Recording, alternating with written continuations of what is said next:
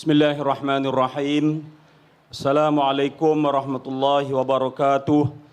Alhamdulillahi rabbil alamin wa bihi nasta'in.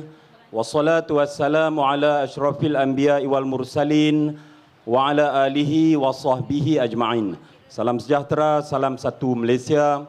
Yang dihormati saudara dan saudari pengacara majlis, yang kita kasihi, yang berhormat Datuk Seri Ismail Sabri Yaakob, Menteri Pertanian dan Industri Asas Tani Malaysia, yang berhormat Datuk Suraya binti Yaakob, Ahli Majlis Mesyuarat Kerajaan Negeri Merangkap Exco, merangkap pengerusi Jawatankuasa Pertanian Negeri Kedah, yang berbahagia Datuk Muhammad Hashim Abdullah, Ketua Setiausaha Kementerian Pertanian dan Industri Asas Tani, yang berbahagia Datuk Haji Abdul Rahim Saleh, Pengurus Besar MADA, yang berbahagia Datuk Ahmad Ishak, Ketua Pengarah Farmer,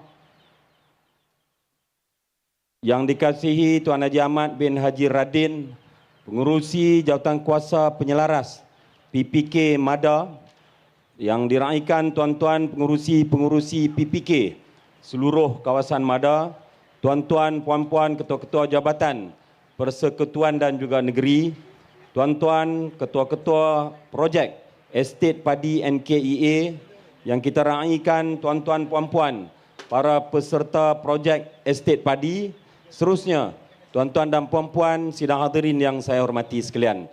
Pertama sekali, marilah kita sama-sama melafazkan rasa syukur.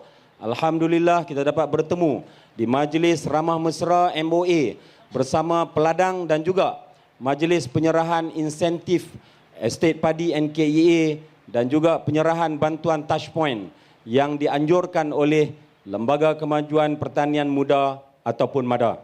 Saya bagi pihak MADA ingin merakamkan ucapan terima kasih dan juga ingin mengalukan kehadiran yang berhormat Datuk Seri Ismail Sabri Yaakob, Menteri Pertanian dan Industri Asas Tani kita yang baru ke majlis kita pada petang ini. Sesungguhnya kehadiran yang berhormat Menteri bukan kali pertama tapi dah 3 kali sejak pilihan raya kecil kawasan ini, dan marilah kita tepuk tangan untuk kita hadiahkan kepada beliau satu terima kasih. Tuan-tuan dan puan-puan yang saya hormati sekalian, kita semua sedia maklum.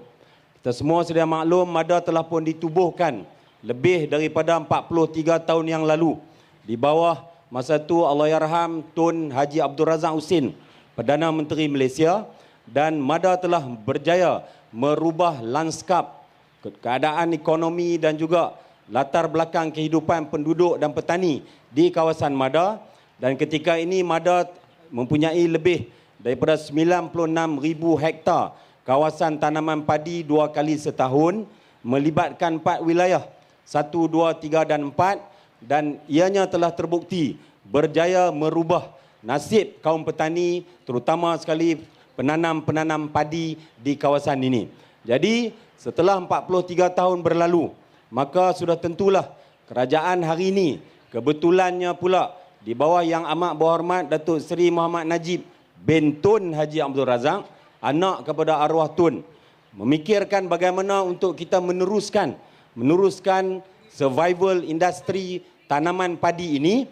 Maka diwujudkan satu projek baru ataupun satu gagasan baru yang disebut sebagai NKEA EPP 10, di mana kita telah diberikan peruntukan yang agak besar, lebih daripada 2.7 bilion untuk kita naikkan taraf infrastruktur asas berkaitan dengan pengairan dan saliran, dan juga bagi kita menggalakkan penyertaan penanam padi menyertai estate padi.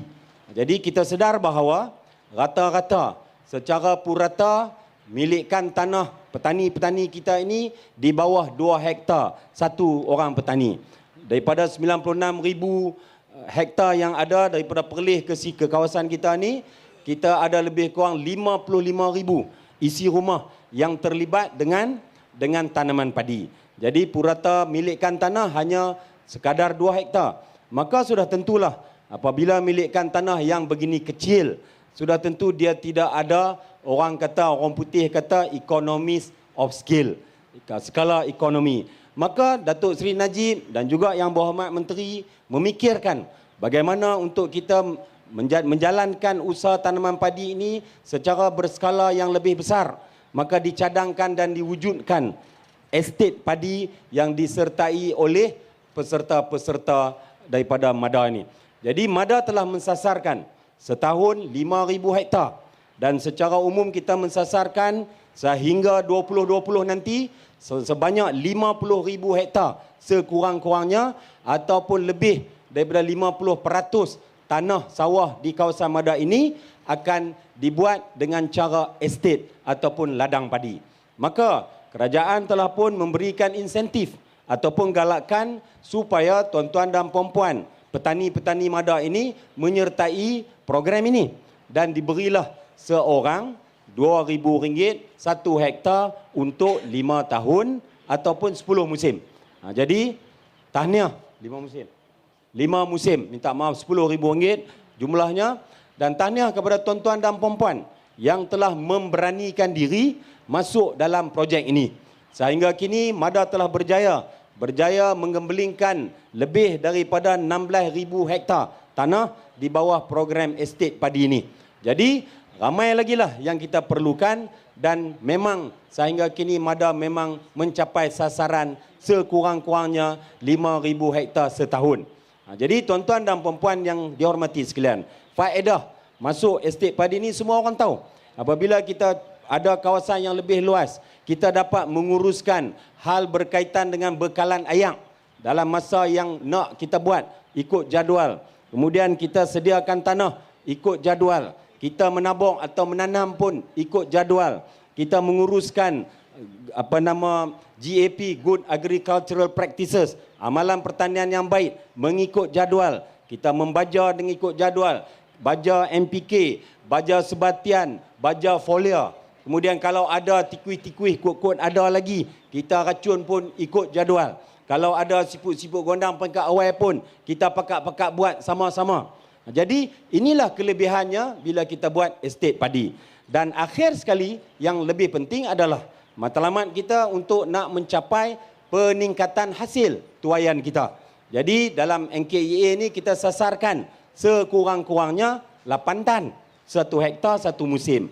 Jadi alhamdulillah saya difahamkan dah banyak, termasuk juga petani-petani di Sungai Limau ni yang telah pun berjaya mencapai 10 tan 1 hektar, serelung 3 tan.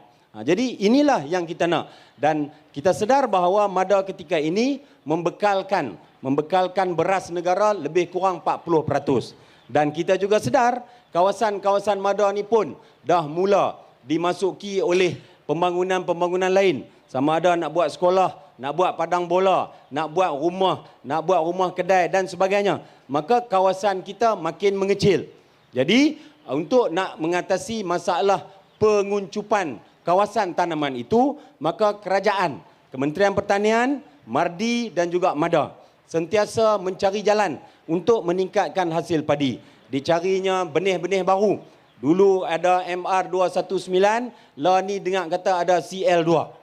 Padi kebai yang tahan lasak, tahan angin, tahan serangan serangga dan sebagainya. Dan yang lebih penting hasilnya dah mula kita nampak melebihi secara purata 6 tan 1 hektar. Jadi inilah matlamat asas diwujudkan NKEA tanaman estet, tanaman padi secara berkelompok ataupun secara estet, dan kita nak sebanyak mungkin petani-petani MADA ni terlibat dalam projek ini.